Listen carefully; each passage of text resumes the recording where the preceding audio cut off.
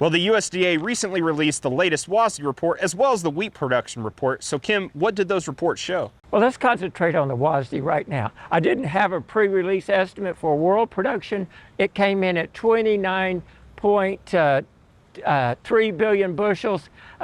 Last year it was 29.4, so slightly lower production. You know, last month it had it slightly higher than that at a record, so less wheat than worldwide than projected last year. You look at U.S. wheat production, 1,683,000,000 bushels was the estimate, came in at 1,739,000,000 bushels, so well above trade expectations and above last year's 1.65 billion bushels. Hard red winter wheat came in at, the expectations prior to the release was 532 million, came in at 577. That got the market excited right there.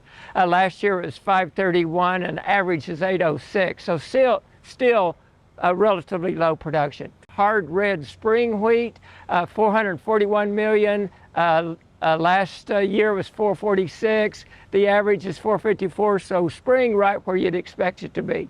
Now looking at ending stocks, world ending stocks, 9,770 or 780 million bushels right in there, right near last year's level. And if you'll look at the average out there on world ending stocks, so relatively level, still below that 10.3 billion bushel average. U.S. slightly lower ending stocks for this next year, even with that increased production, 570 million around there compared to like 590 last year, 588 and over 850 for that 5-year average.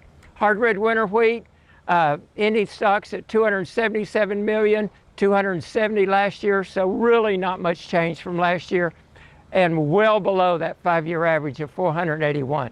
So we had above expectations for wheat production, but still relatively low production and ending stocks. So what impact will all of this have on prices? Well, I think we had a knee-jerk reaction right after the report came out. It went from slightly up to about 18-20 cents down.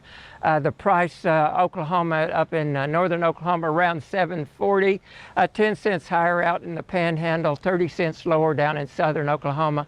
If you're looking at forward contracting for a 24 crop, right around $7 is what prices. But the knee-jerk reaction was 20 cents down, but if you look at those numbers, I think that we're probably in the area where we should be, but we'll have to wait and see what happens. So a few months ago, you were predicting, Oklahoma production was going to be around 74 million bushels.